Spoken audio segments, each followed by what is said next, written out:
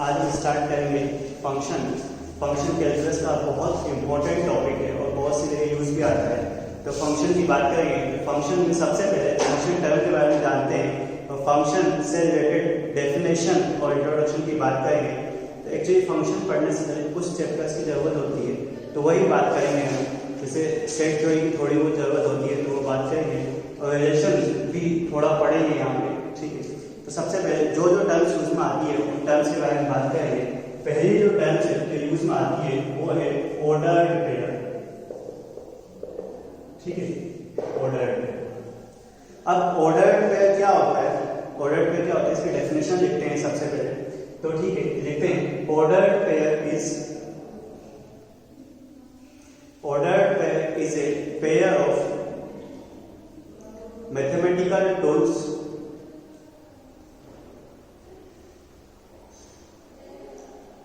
ordered pair is a pair of mathematical tools in which they occurs in a particular order, ठीक है। तो क्या होता है, अपने लैंग्वेज में बात करते हैं। एक्चुअली ऑर्डर्ड पेयर, जैसे नाम से क्लियर है कि पेयर का मतलब दो चीजें एक साथ, तो ऑर्डर्ड का मतलब ऑर्डर फॉलो करती है।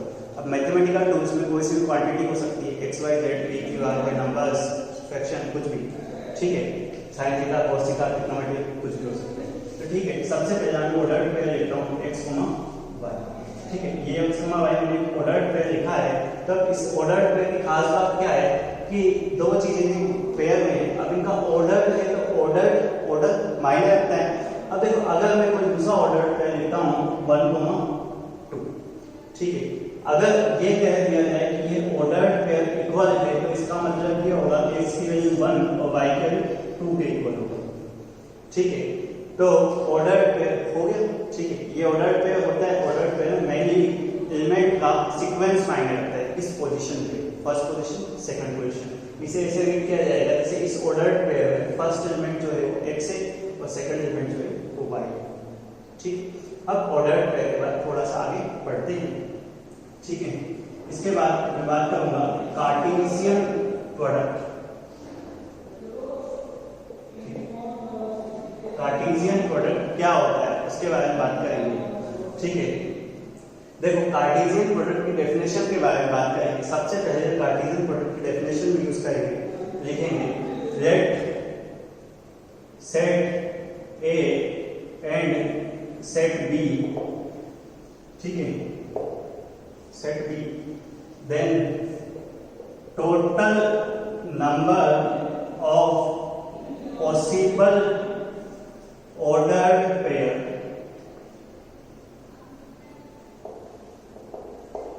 ठीक है, occurs in A cross B is called, ठीक है, कार्टेशियन प्रोडक्ट।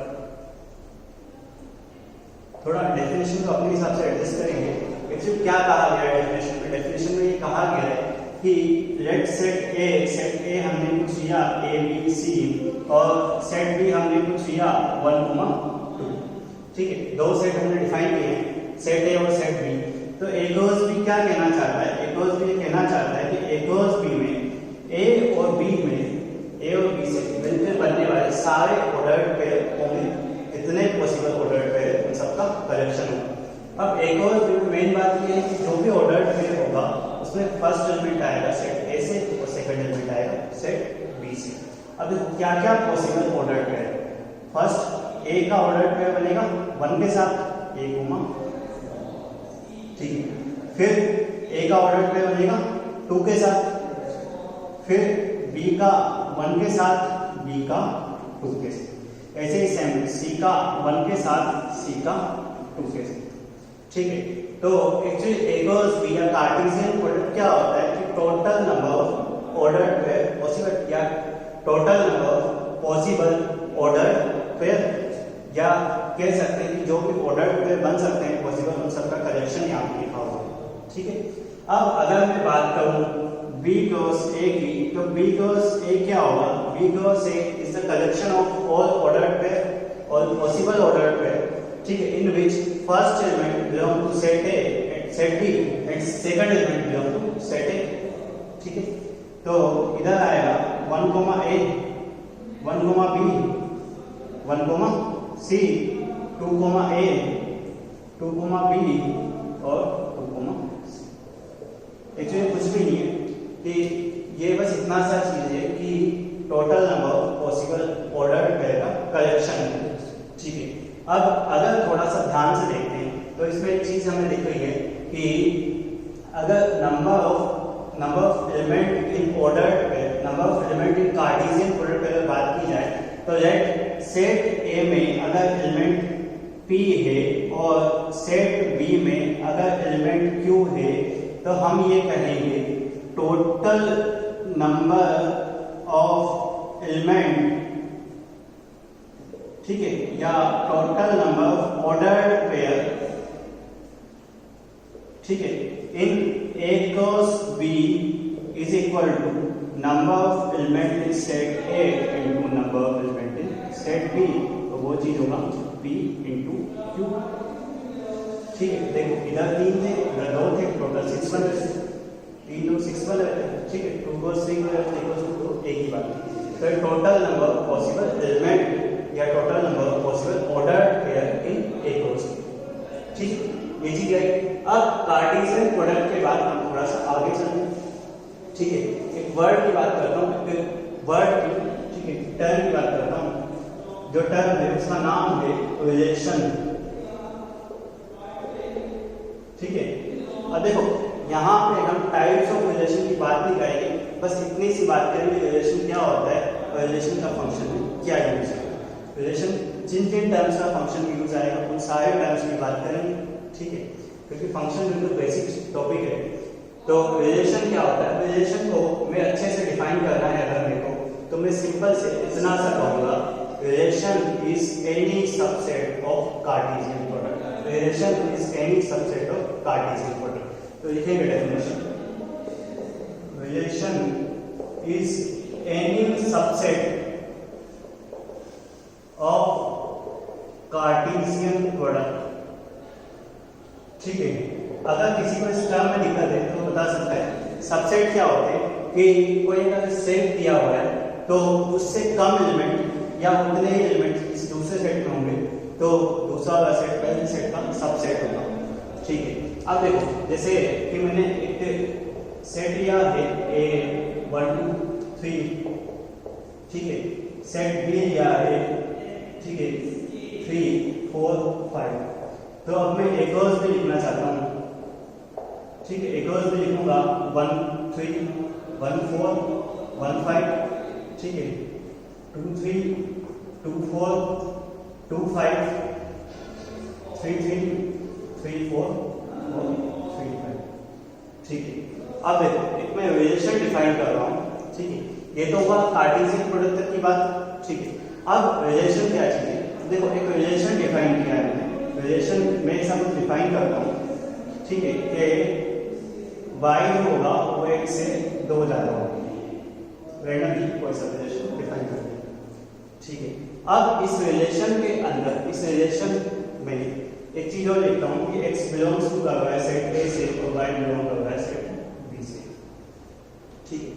तो x की वैल्यू जो भी आएगी वो सेट A से आएगी और y की वैल्यू जो भी आएगी सेट B से आएगी। तो जो ऑर्डर्ड पेयर, जो ऑर्डर्ड पेयर इस कंडीशन को सेटिस्फाई करेंगे वो आ जाएंगे इस कंडीशन के अंदर। तो लेट्स सपोज हम लिखते हैं कि कौन कौन से ऑर्डर्ड पेयर सेटिस्फाई कर रहे हैं।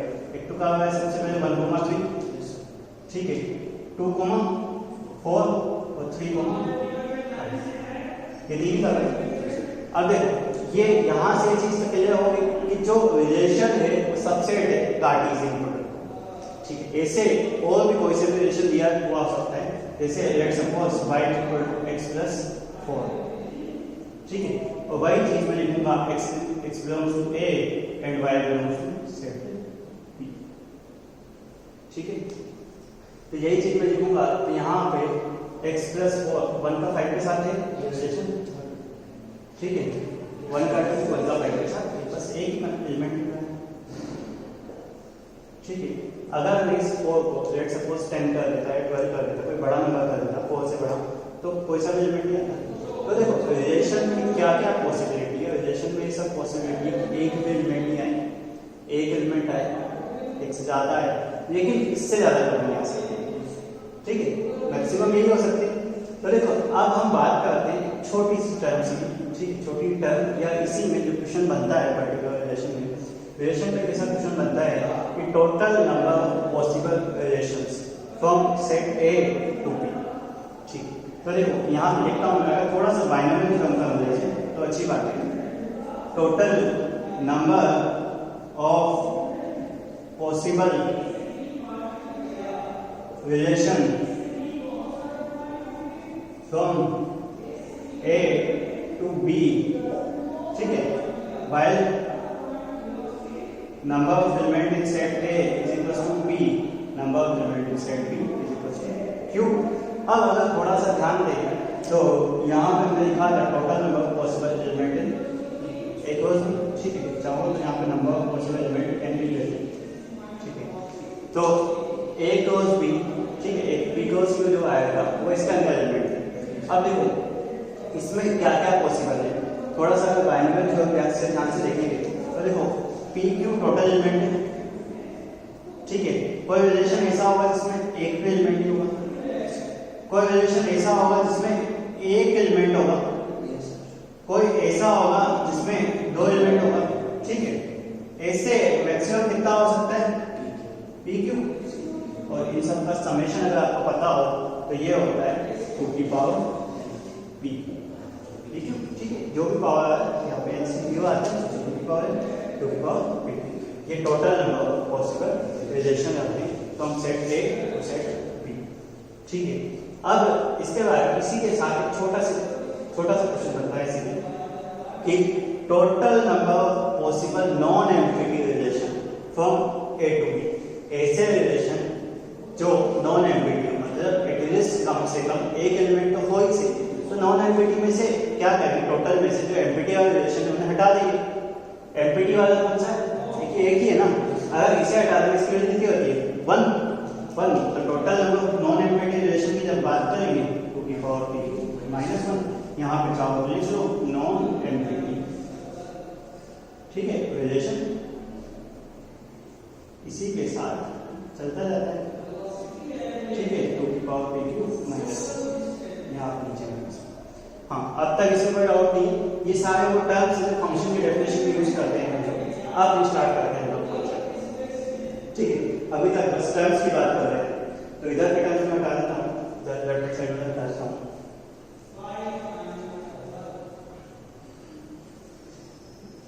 ठीक है। अब फंक्शन की डेफिनेशन में बात करने के लिए मेरे को कुछ एग्जांपल देखना पड़ेगा, एग्जांपल लेना पड़ेगा, जो आपका सबसे अच्छा एग्जांपल है जाना पहचाना, तो उसके बारे में बात करता हूँ,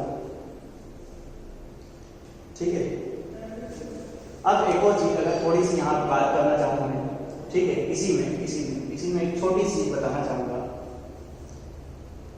ठीक है, इसी में अगर छोटी सी बताना चाहूँगा तो देखो ये जो कहलाती है, ये जो चीज कहलाती है फर्स्ट वाला एलिमेंट ये कहलाता है प्री इमेज, और ये जो कहलाता है ये कहलाता है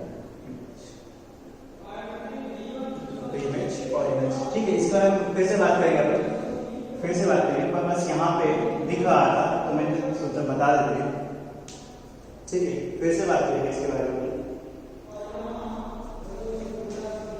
ठीक है। पर ध्यान रखना कभी भी वैसे ऑर्डर टाइम में आ रहा है तो फर्स्ट वाला एलिमेंट प्री इमेज और सेकंड वाला एलिमेंट इमेज।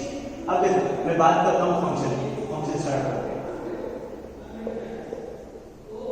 सबसे पहले डेफिनेशन, ओनली डेफिनेशन की बात करते हैं।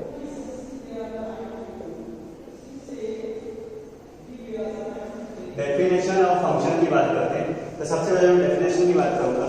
तो डेफिनेशन बताने के लिए, डेफिनेशन समझाने के लिए कुछ एग्जांपल लेना पड़ेगा, तो आपका सबसे अच्छा चिर परिचित एग्जांपल जो है वो कुछ ऐसा है कि एरिया ऑफ सर्कल, ठीक है, एरिया ऑफ सर्कल का फॉर्मूला होता है ये। अब देखो एरिया ऑफ सर्कल में एक चीज बिल्कुल अच्छे से आप लोगों को पता होगी कि सर्कल की जो रेडियस होती है वो कभी नेगेटिव होती है, तो क्या ये कंडीशन लिख सकता हूँ मैं साथ में, ठीक है। अब एरिया ऑफ सर्कल के फॉर्मूले में हमें सिखाया जाता है कि हमें रेडियस की वैल्यू पुट करनी है और एरिया की वैल्यू मिलती है, ठीक है। तो ये वैल्यू हमें पुट करते हैं और ये वैल्यू हमें मिलती है, ठीक तो ऐसा ही कुछ है। तो इसके बारे में लिखूंगा, ये जो है इंडिपेंडेंट वेरिएबल है,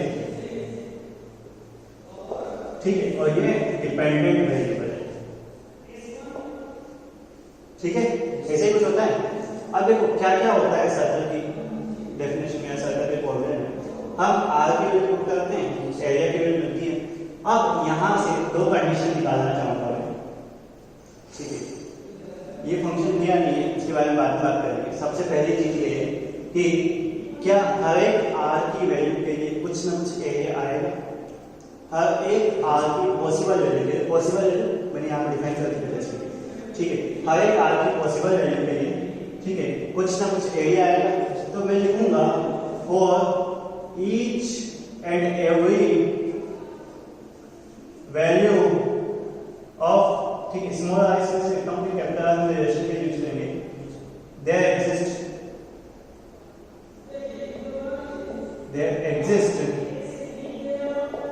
एंड वैल्यू ऑफ ए, ठीक है, ये चीज तो बिल्कुल नॉर्मल चीज है। हर एक आर की पॉसिबल वैल्यू के लिए कुछ ना कुछ एरिया आएगा। और एक और चीज, हर एक आर की जो पॉसिबल वैल्यू है उसके लिए क्या यूनिक एरिया है। यूनिक मतलब अगर आर की वैल्यू 1 पुट करूंगा तो 1 पाई, 2 पुट करूंगा तो 2 पाई, 3 पुट करूंगा तो 3 पाई, 4 पुट करूंगा तो 4 पाई। ऐसा नहीं ना कि आर के कुछ मैं पुट कर रहा हूँ, 2, 3, 4 कुछ भी पुट कर रहा हूँ, उससे दो एरिया आएगा। ऐसा तो नहीं आर की मैं कुछ वैल्यू पुट कर रहा हूँ, सपोज x पुट कर रहा हूँ, उससे एरिया की दो वैल्यू आ रही, ऐसा तो कहीं कुछ नहीं है ना पॉसिबल। तो ठीक है, तो सेकंड पॉइंट हम यही लिखेंगे, सेकंड पॉइंट हमारा यही है कि for each value of R there exist and unique value of A, ठीक है। तो ये फंक्शन की डेफिनेशन है, ठीक है, हाँ, लिख लो, ठीक है, यूनिक वैल्यू हो गई। तो इसके बारे में मैं बात करता हूँ, ठीक है। ये फंक्शन की डेफिनेशन को समझने के दो पॉइंट थे। तो अब जो स्टैंडर्ड डेफिनेशन होती है फंक्शन की, उसके बारे में बात करता हूँ। स्टैंडर्ड जो डेफिनेशन है, जो मैथमेटिकल डेफिनेशन है, तो उसके बारे में बात करता हूँ। डेफिनेशन या लिखता हूँ standard definition, standard definition of function. देखो फंक्शन, अगर कोई पूछता है कि फंक्शन क्या है, रिलेशन क्या है, फंक्शन रिलेशन में क्या डिफरेंस है, तो देखो रिलेशन के बारे में इतनी सी बात कहूंगा कि relation is any subset of Cartesian product.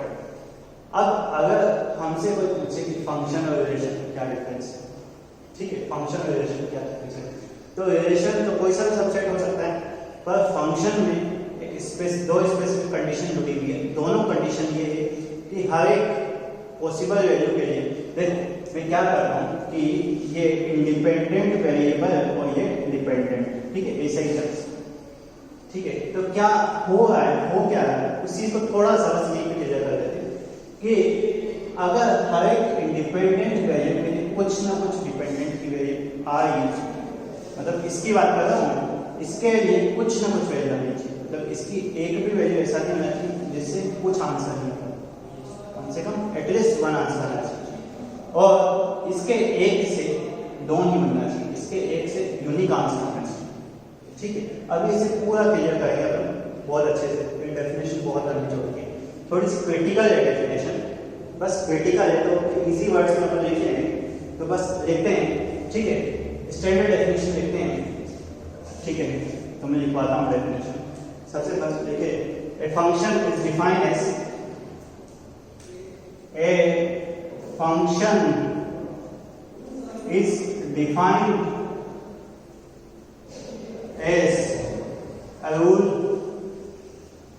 ठीक है, फंक्शन को रूल भी कहते हैं, मैनर, मैपिंग, करेस्पॉन्डेंस, ये सारे फंक्शन के नाम हैं, ठीक है, रूल, मैनर, मैपिंग और correspondence.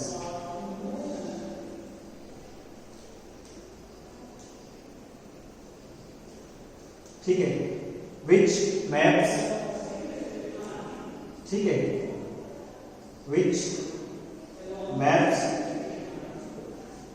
each and every value of set A, each and every value of set A, मतलब मैंने ये लिखा था ना, ये A था, ये B था, ठीक है, इसकी हर एक वैल्यू को मैप कर रहा है, मतलब कनेक्शन है किसी से जुड़ी हुई है, ठीक है, हर एक वैल्यू, ऐसा कोई नहीं है कि सेट ए की कोई वैल्यू छोटी है, सेट ए की हर एक वैल्यू किसी न किसी से रिलेटेड है, ठीक है, each and every value of set A with unique value of set B, ठीक है, यूनिक वैल्यू लिख सकते हैं या unique element of set B लिख सकते हैं, यूनिक वैल्यू एलिमेंट भी लिखें तो कोई दिक्कत नहीं, ठीक है, ठीक है। सबसे बड़ी चीज यहाँ पे एक छोटा सा, मतलब अगर इजी में लिखना चाहें तो इमेज इज यूनिक, इमेज हमेशा यूनिक, ठीक है, ये भी डेफिनेशन। अब थोड़ा सा इजी बनाते हैं फंक्शन को, ठीक है, बहुत ज्यादा क्रिटिकल बिल्कुल इजी बनाते हैं कि फंक्शन क्या है, कि फंक्शन को मैं मैपिंग की फॉर्म में रिप्रेजेंट करता हूँ कि मैपिंग क्या होती है, फंक्शन क्या होता है, डिफरेंट टाइप्स ऑफ फंक्शन है मेरे पास, डिफरेंट टाइप्स ऑफ फंक्शन के बारे में नेक्स्ट लेक्चर में करेंगे। और सबसे पहले कि डेफिनेशन में भी बहुत सारे टाइप हैं, तो उन सारे टाइप की बात करेंगे, तो सारे टाइप की बात करेंगे, ठीक है, बाय मैपिंग एग्जांपल, मैपिंग के कुछ में एग्जांपल, ठीक है। अब देखो क्या है, देखो मैपिंग क्या है, सेट ए लिया, एक सेट बी लिया, एक सेट ए लिया, एक सेट बी, ठीक है।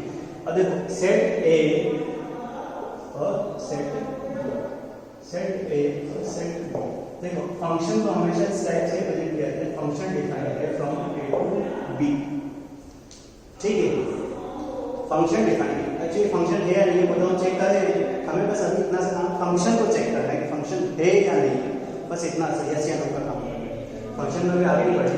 तो देखो सबसे पहले मैं कहता हूँ कि इसमें सेट ए में 3 एलिमेंट है, सेट बी में 2 एलिमेंट है, ठीक है, सेम यहाँ पे भी कुछ 3 एलिमेंट है, 2 एलिमेंट है, ठीक है। तो अपनी फर्स्ट कंडीशन क्या है कि सेट ए के हर एक एलिमेंट का रिलेशन होना चाहिए, मतलब सेट ए में कोई सा एलिमेंट छूटना नहीं चाहिए, ये फंक्शन है, ठीक है, अकॉर्डिंग टू फर्स्ट पॉइंट, ठीक है। अब सेट, ये सेकंड पॉइंट क्या कह रहा है कि यूनिक एलिमेंट से रिलेशन होना चाहिए, मतलब ऐसा है कि ये चीज जो है ना, ये चीज, ठीक है, एक और थोड़ा सा अच्छे से देखने लगेंगे, ठीक है, हाँ, अब मैं बात कर रहा हूँ,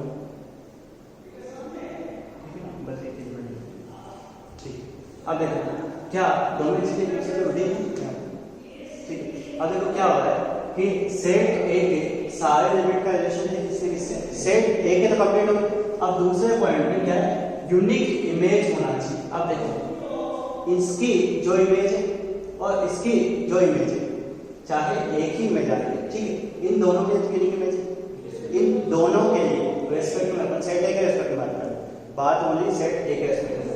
अब देखो इन दोनों की यूनिक इमेज है, पर इसकी जो इमेज है कितनी है, 2 यूनिक है, नहीं यूनिक मतलब एक, तो ये फंक्शन नहीं, ठीक है। और अगर थोड़ा सा देखिए हम बात करें तो देखो एक छोटी सी चीज होती है, ये जो चीज होती है ये कहलाती है कन्वर्जन, कन्वर्स, ठीक है, और ये चीज कहलाती है डाइवर्स या डाइवर्स, ठीक है, मतलब सब आके एक जगह पे और एक जगह से सारी चीजें आई, ठीक है, ये चीज अगर कन्वर्जन है तो अगर थोड़ा सा देखें तो ये कह सकते हैं फंक्शन में कन्वर्जन लाओ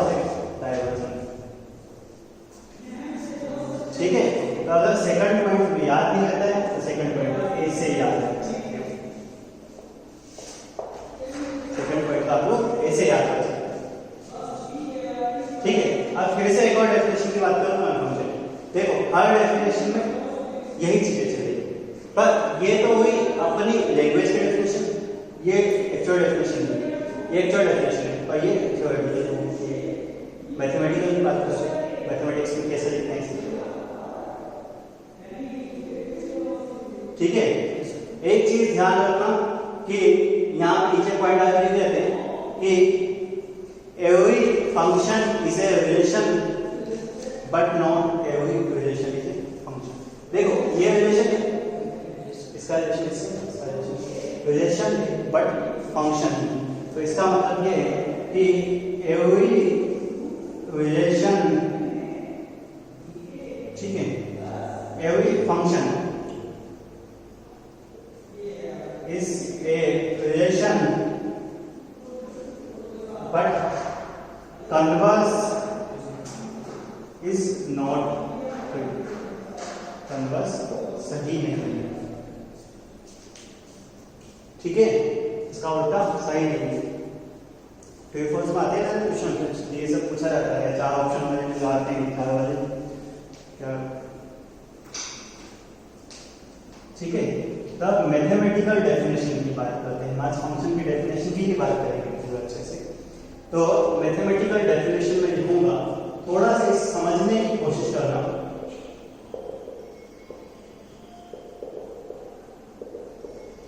मैथमेटिकल डेफिनेशन की मैं बात करूंगा कि मैथमेटिक्स के टर्म्स में कैसे रिप्रेजेंट करते हैं फंक्शन, ठीक है। अब देखो फंक्शन हमने कहा था, ठीक है, फंक्शन से पहले हमने रिलेशन पढ़ा था, रिलेशन से पहले कार्टेशियन प्रोडक्ट पढ़ा था, कार्टेशियन प्रोडक्ट से पहले ऑर्डर्ड पेयर पढ़ा था। तो ऑर्डर्ड पेयर में बात नहीं करूंगा, मैं बस ये कहूंगा कि जो कार्टेशियन जो रिलेशन है वो कार्टेशियन प्रोडक्ट का सबसेट है, और फंक्शन उसमें कुछ स्पेशल कंडीशन लगा दें तो फंक्शन बन जाता है। कंडीशन की बात बाद में करते हैं, पहले ये तो देख सकते हैं कि फंक्शन जो है मतलब रिलेशन जो है वो कार्टेशियन प्रोडक्ट का सबसेट है, और रिलेशन कार्टेशियन प्रोडक्ट का सबसेट है, तो फंक्शन भी सबसेट है, ठीक है। The function is any subset of, ठीक है, एक कंडीशन लिखी है, एक कंडीशन मेंशन, ठीक है। अब दूसरी कंडीशन में लिखूंगा,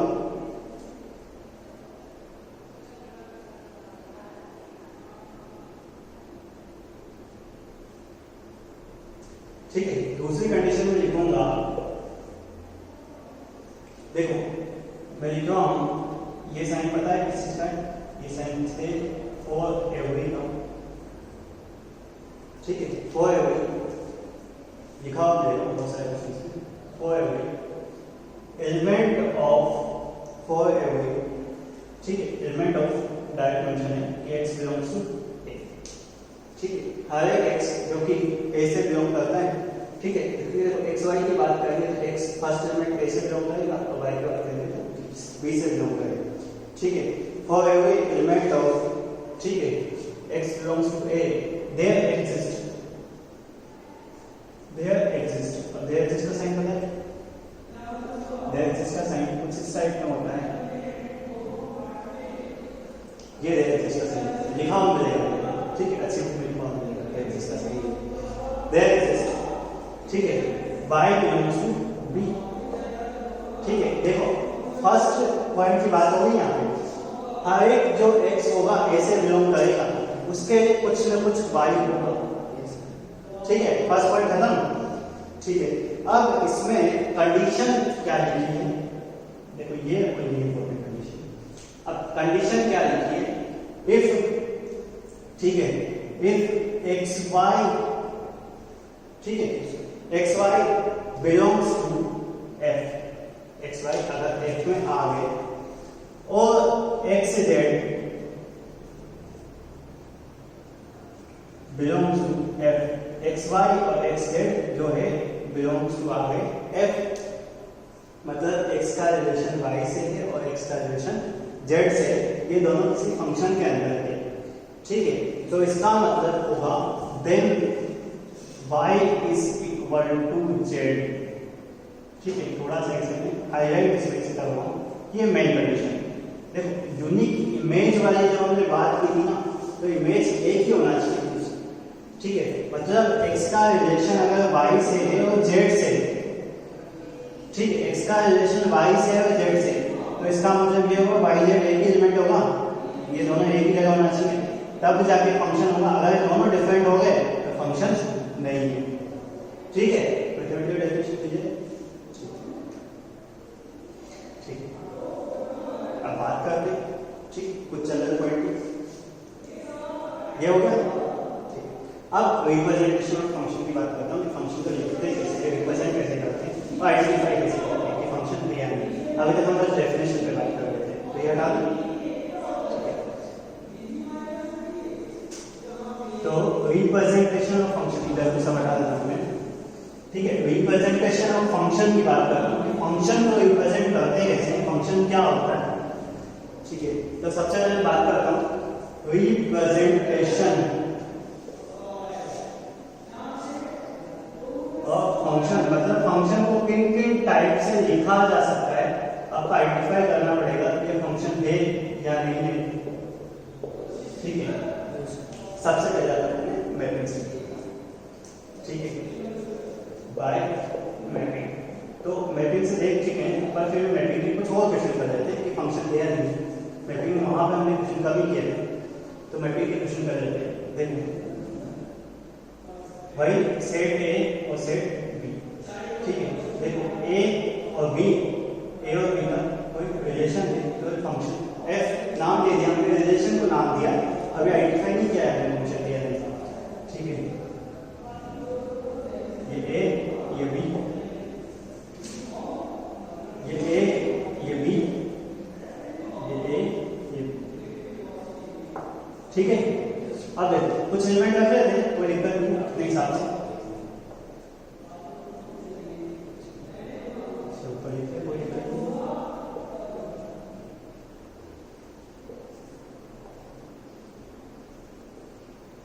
ठीक है, अब देखो मैं कुछ रिलेशन डिफाइन कर रहा हूँ, मैं रिलेशन डिफाइन कर रहा हूँ, हमें आइडेंटिफाई करना है फंक्शन है या नहीं।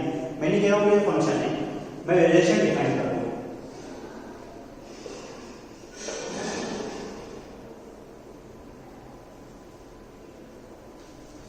ठीक है, मैं रिलेशन डिफाइन कर रहा हूँ, मैं नहीं कह रहा हूँ ये फंक्शन है या नहीं है।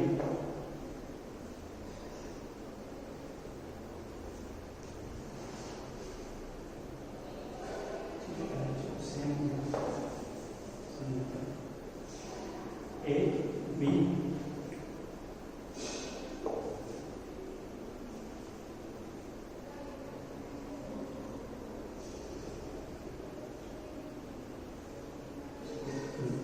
अब देखो मैंने कुछ रिलेशन डिफाइन किए, मैंने अब तक ये नहीं कहा फंक्शन है या नहीं है।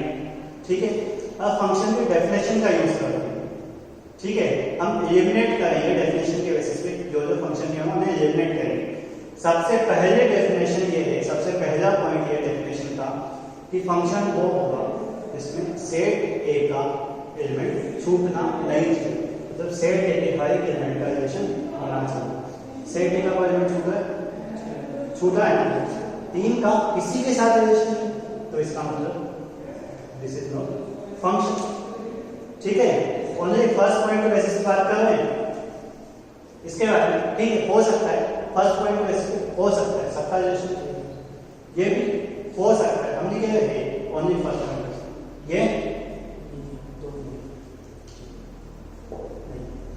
दो तो आइडेंटिफाई हो गई फंक्शन। अब अगर इसके बारे में बात करें तो ये फंक्शन है। सेकंड पॉइंट के बेसिस पे देखते हैं, तीनों का रिलेशन है, सेकंड पॉइंट के बेसिस पे कन्वर्जन हो रहा है, तो ठीक है रिलेशन है। और इधर की अगर बात करें फंक्शन है या नहीं, तो इधर फंक्शन होगा क्योंकि एक एक से यूनिक रिलेशन। ठीक है, अगर इसके साथ ही मैं ऐसा कुछ लिख देता हूं, ठीक है,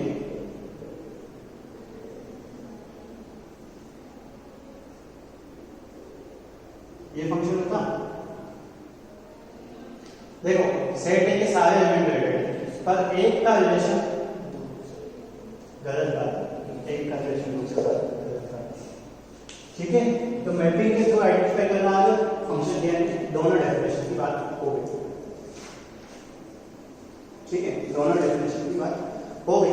अब देखो कुछ और पॉइंट की बात करता हूं मैं, कुछ और पॉइंट की बात करता हूं मैं। सबसे पहले जो कुछ बेसिक चीजें हैं हमारी फंक्शन में काम आने वाली, अभी और इम्प्लीमेंटेशन में फंक्शन बहुत सारे टाइप बाकी है, 2-3 टाइप और बाकी है। देखो मैं मेन चीज में क्या बात कर रहा हूँ, देखो क्या होता है डोमेन, क्या होता है कोडोमेन, क्या होता है रेंज, क्या होती है।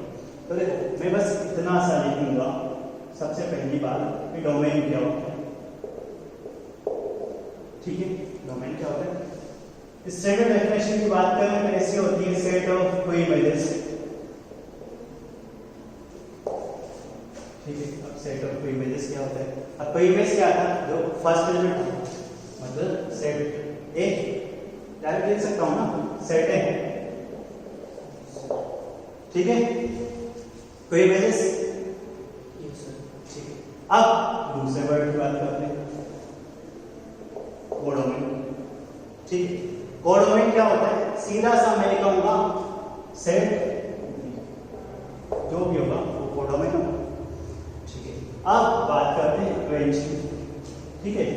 इन पे बहुत सारे कुछ करने हैं हम लोगों को, ठीक है। रेंज की बात करते हैं। रेंज के लिए मैं सीधा सा वर्ड लिखता हूँ, सीधी सी लाइन लिखता हूँ, सेट ऑफ इमेजेस। अब ये क्यों लिखा, सेट ऑफ इमेजेस और सेट बी में क्या डिफरेंस है, थोड़ा सा इधर देख लेते हैं। सेट ऑफ इमेजेस और सेट बी में क्या डिफरेंस है, देखो सेट बी पे ये हो गया कंप्लीट, सेट ऑफ इमेजेस में दो एलिमेंट। देखो क्या होगा, सेट बी में कुछ एलिमेंट ऐसे हो सकते हैं जिनका रिलेशन किसी से नहीं होगा, तो वो चीज रेंज में नहीं आएगी, ठीक है। वो चीज कोडोमेन में आ जाएगी, कोई दिक्कत नहीं, नोट आउट कोडोमेन में आ जाएगी। पर सेट ऑफ इमेजेस जिसका रिलेशन है ना वो एलिमेंट है, बस सेट ऑफ इमेजेस, ठीक है, ठीक है। ये चीज की बात करें। अब फंक्शन की बायोमेट्रिक की जो बात की, सेकंड पॉइंट लिखता हूं, सेकंड पॉइंट की बात करेंगे कि फंक्शन क्या है क्या नहीं है, ठीक है। तो सेकंड पॉइंट के बारे में बात करूंगा तो in terms of ordered pair, in form of ordered pair, ordered pair की टर्म में बात करूंगा क्या होते हैं, ठीक है। देखो एक यहाँ पे चीज थोड़ा सा लिखना भूल है, देखना क्या भूल है, आगे भी देख सकते हैं वैसे। देखो कोडोमेन और रेंज की बात हुई थी तो अपन ने छोटी सी चीज अगर ये लिख लें तो ज्यादा अच्छा होगा, नहीं तो इसे पता ही चल जाएगी आप लोगों को कि रेंज जो होता है वो सबसेट होता है, ठीक है। सबसेट होता है या इक्वल सेट होता है कोडोमेन का। रेंज जो होगी हमेशा या तो छोटी होगी या बराबर होगी कोडोमेन की, क्योंकि अब सारे एलिमेंट का रिलेशन कुछ छूट जाएंगे, सबसेट हो जाएगी, ठीक है। इस चीज का आप यूज करेंगे आगे बनोगे। अब in form of ordered pair, तो एक मैं ordered pair collection of ordered pair लिखता हूं, ठीक है। ए लिखा है 1 2 3, बी लिखा है 4 5 6, तो इसी में से रिलेशन डिफाइन कर रहा हूं, ठीक है। 2-3 रिलेशन डिफाइन कर रहा हूं। अब हमें ऑर्डर्ड पेयर देख के बताना है कि फंक्शन है या नहीं है,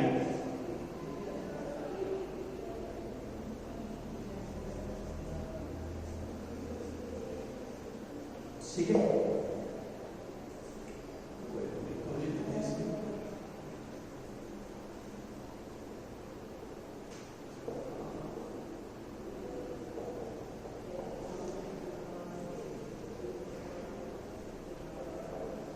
ठीक है, यहां से गवर्नमेंट ने आइडेंटिफाई करेंगे,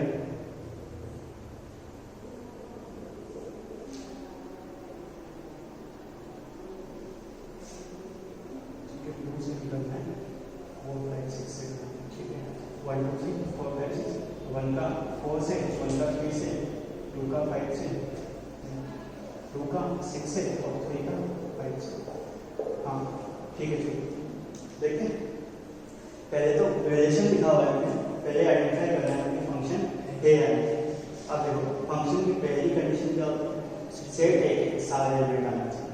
सेट ए के एलिमेंट कहां पाएंगे, स्टार्टिंग में 1 2 3, 1 आ रहा है 2 आ रहा है, फर्स्ट कंडीशन 1 आ रहा है 3 आ रहा है 2 आ रहा है, 1 आ रहा है 2 आ रहा है 3 आ रहा है, फर्स्ट कंडीशन, ठीक है।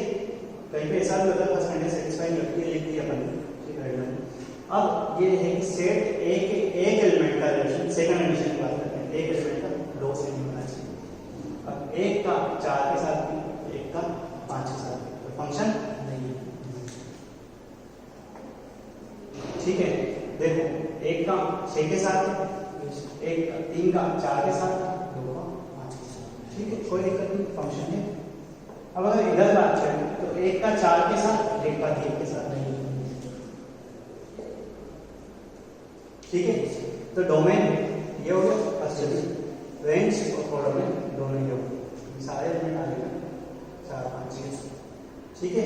ऑर्डर पहले आइडेंटिफाई करना है कि एक का 2 के साथ नहीं, कोई छूटना नहीं चाहिए, बिल्कुल एक ही डेफिनेशन में हम लोग काम करते हैं हमेशा, ठीक है। अब एक और बात करते हैं, इन फॉर्म ऑफ ग्राफ, ठीक है। Third, in form of graph. तो देखो कुछ बेसिक ग्राफ की बात भी यहाँ पे करने के साथ में फंक्शन एक्चुअली मेरे लिए सिखाता क्या है, फंक्शन में क्या सिखाता है, फंक्शन हमें ग्राफ बनाना सिखाता है, ग्राफ बनाना सिखाता है, ठीक है। एक बुक आती है, ग्राफ से रिलेटेड, अमित अग्रवाल नाम से राइटर है, ठीक है। तो वो कुछ ग्राफ आती है, प्ले विद ग्राफ, तो वो सारी चीजें फंक्शन में सीखते हैं, ग्राफ के साथ कैसे खेला जाता है। और कुछ अच्छे फैकल्टीज, मतलब अच्छे लोग ये भी कहते हैं, जो बड़े बड़े आइडियाज हैं, वो सारी ये बात भी कहते हैं कि जो अगर ग्राफ के साथ, मैं खुद भी यही कहता हूँ, अगर ग्राफ के साथ आपको खेलना आ गया, ग्राफ के साथ ग्राफ बनाना आ गया, ग्राफ में सब कुछ देखना आ गया, monotonicity, increasing, decreasing, maximum, minimum, critical points, ये सारी चीजें आपको देखने आ गई, तो आप कैलकुलस बहुत ईजी हो जाएगी आप लोगों के लिए, ठीक है। तो ग्राफ बनाना हम यहाँ सीखेंगे। सबसे पहले हमारा काम तो अभी तक सीखना है आइडेंटिफाई करना है फंक्शन क्या है, तो मैं कुछ ग्राफ बनाता हूँ, ठीक है। ग्राफ का आइडेंटिफाई कैसे करते हैं मैं लिख देता हूँ, ठीक है। तो पहले मैं लिखूंगा, पहले हम ग्राफ बना देता हूँ। सबसे पहला ग्राफ है y इक्वल टू x का, ठीक है। तो y इक्वल टू x का मैं ग्राफ बनाता हूँ, कांस्टेंट ग्राफ बनाता हूँ, ठीक है। y equal to constant, y equal to x square का ग्राफ बनाता हूँ, ठीक है। y इक्वल टू x का ग्राफ बनाता हूँ, ठीक है। और भी बहुत सारे ग्राफ में ड्रॉ करता हूँ, लिखूंगा नाम क्या क्या ग्राफ होगी, ठीक है। ये चलो, ठीक है, नाम लिख दूंगा क्या क्या ग्राफ करते हैं। तो देखो कैसे आइडेंटिफाई करते हैं, तो मेरा सीधा सा एक ही बात बताऊंगा कि टू डो है वर्टिकल लाइन, हमें वर्टिकल लाइन ड्रॉ करते हैं, ठीक है। टू डो है वर्टिकल लाइन, ठीक है। अगर इसमें दिक्कत आ रही है वर्टिकल लाइन कैसे ड्रॉ करते हैं, तो इसे ऐसा भी कह सकते हैं, dotted line parallel to y axis के पैरेलल लाइन ड्रॉ करते हैं, ठीक है। y एक्सिस के पैरेलल लाइन ड्रॉ करते हैं। अब कैसा आइडेंटिफाई करेंगे फंक्शन, y एक्सिस के अगर पैरेलल लाइन ड्रॉ करेंगे, वो अगर फंक्शन के ग्राफ 1 या 1 से कम, मतलब ग्रेटर देन, अगर एक से ज्यादा पॉइंट पे कट कर रही है, तो इसका मतलब ग्राफ फंक्शन का ग्राफ नहीं है, एक से ज्यादा पॉइंट पे कट कर रही है। तो देखो यहाँ पे मैं कहीं पे भी लाइन ड्रॉ करूँ, ग्राफ एक ही बात करता है, यहाँ पे ड्रॉ करूँ एक बार,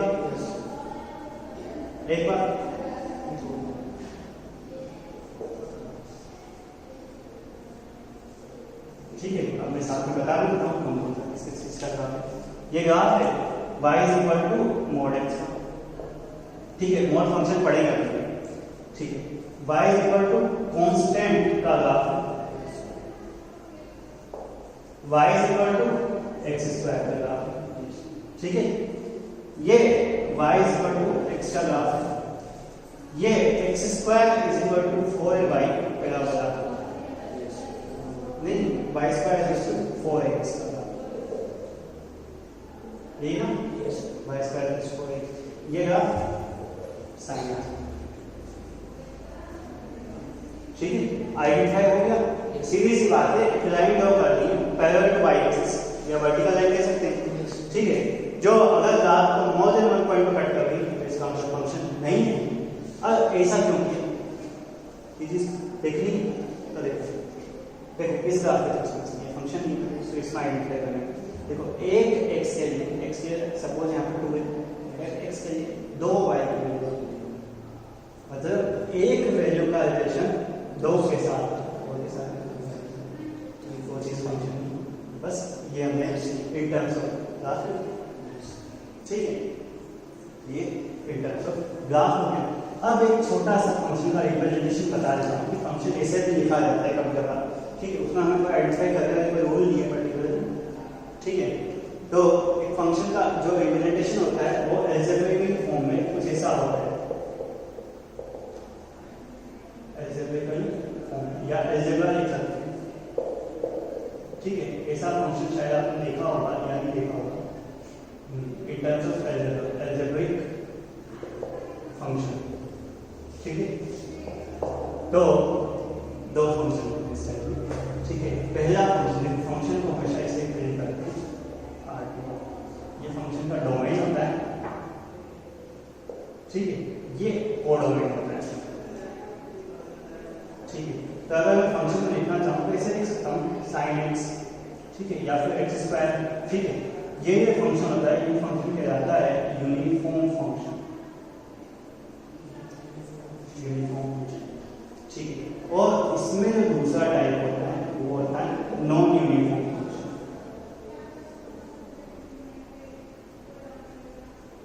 नॉन यूनिफॉर्म फंक्शन। और नॉन यूनिफॉर्म फंक्शन कैसे होता है, जैसे कहना भी कोई सा फंक्शन लिख लेता हूँ x+1 x-1 x greater than 0 x less than 0। इसका मतलब ये हुआ कि नॉन यूनिफॉर्म फंक्शन में क्या हुआ कि x greater than 0 positive x पे ये भी होगा और नेगेटिव x पे ये भी होगा, ठीक है। तो ये हुआ इंट्रोडक्शन ऑफ फंक्शन कंप्लीट, ठीक है। वेरियस फंक्शन के बारे में बात की हमने ये देखा कि फंक्शन को आइडेंटिफाई कैसे करते हैं, फंक्शन है या नहीं, इस रिलेशन को आइडेंटिफाई कैसे करते हैं कि फंक्शन है या नहीं।